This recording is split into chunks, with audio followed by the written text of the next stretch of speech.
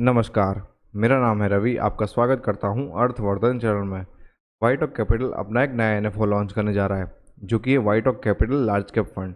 ये एनएफओ 10 नवंबर को ओपन हो जाएगा और 24 नवंबर को क्लोज हो जाएगा। जैसे कि हम सबको पता है, लार्ज कैप कैटेगरी में इंडिया की टॉप 100 कंपनीज आती है। उसके बाद की 101 से लेकर 250 जितनी कंपनीज को मिड कैप कैटेगरी के स्टॉक्स कहते हैं, और उसके बाद की 250 फर्स्ट से लेकर बाकी जितनी भी कंपनीज है उसको हम स्मॉल कैप कैटेगरी के स्टॉक्स कहते हैं।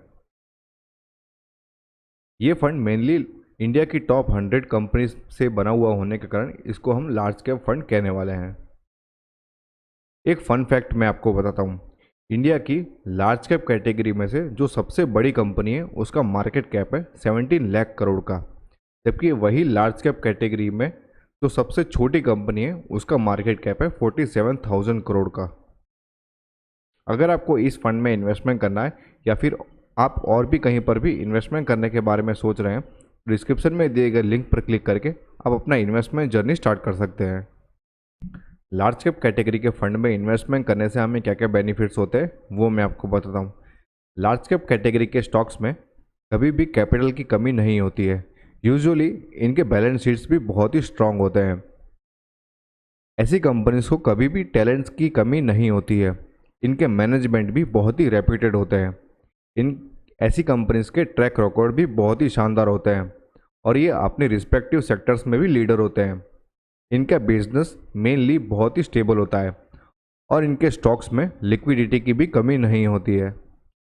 लार्ज कैप कैटेगरी के स्टॉक्स में मेनली ऑटो कंपनीज आती है, पेंट कंपनीज आती है, प्राइवेट बैंक्स आते हैं और इंडस्ट्रियल कॉन्ग्लोमरेट्स आते हैं।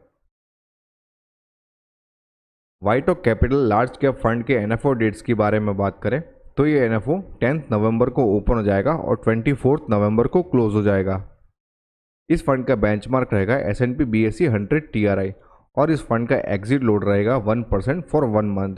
मतलब अगर आप अपने पैसे को एक महीने के अंदर रिडीम करते हो तो आपको 1% जितना चार्ज पे करना पड़ेगा, लेकिन अगर आप अपने पैसों को एक महीने के बाद रिडीम करते हो तो आपको किसी भी तरीके का एग्जिट लोड पे करने की ज़रूरत नहीं रहेगी। ये एक ओपन एंडेड कैटेगरी का फंड रहेगा, मतलब आप इस फंड में कभी भी अपने पैसों को इन्वेस्ट कर सकते हो और कभी भी अपने पैसों को रिडीम कर सकते हो।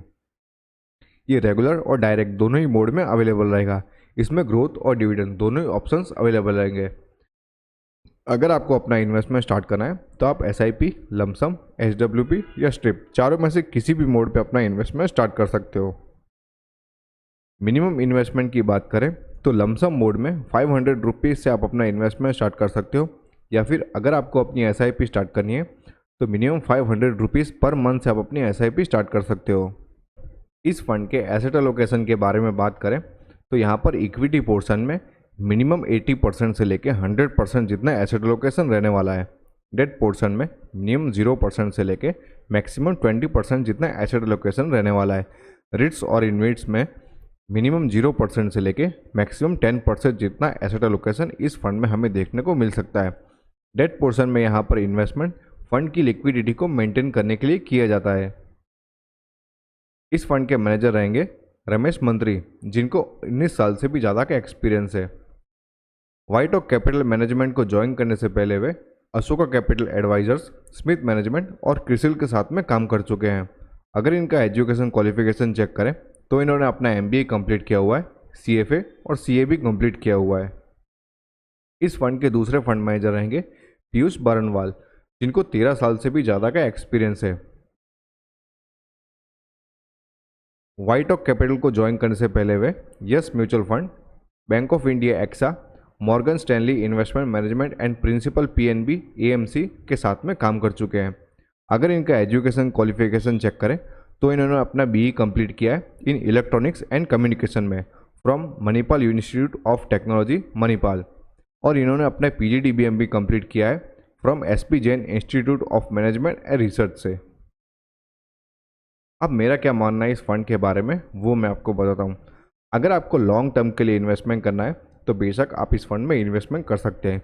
उसके पीछे का रीज़न ये है कि यहाँ पर इंडिया की टॉप 100 कंपनीज में इन्वेस्टमेंट किया जाएगा, जो कि मोस्टली स्टेबल होती है। अगर आप अपने पोर्टफोलियो को डाइवर्सिफाई करना चाहते हो तो भी आप इस फंड में इन्वेस्टमेंट कर सकते हो। लेकिन अगर आप शॉर्ट टर्म के लिए इन्वेस्टमेंट करना चाहते हो तो आपको इस फंड से दूर रहना चाहिए। ये सभी प्रकार के इन्वेस्टर्स के लिए सूटेबल रह सकता है। अगर आपको इस फंड में इन्वेस्टमेंट करना है या फिर अदर इन्वेस्टमेंट कैटेगरी के बारे में आप इन्वेस्टमेंट के बारे में सोच रहे हैं, जैसे कि insurance, FD, pre IPO, PMS और डिबेंचर्स में इन्वेस्टमेंट के बारे में सोच रहे हैं, तो डिस्क्रिप्शन में दिए गए लिंक पर क्लिक करके आप अपना इन्वेस्टमेंट जर्नी स्टार्ट कर सकते हैं।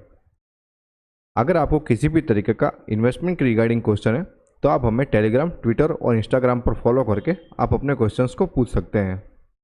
होप ये वीडियो आपको पसंद आया होगा। अगर ये वीडियो आपको अच्छा लगा तो लाइक करो, शेयर करो और सब्सक्राइब करो। Thank you.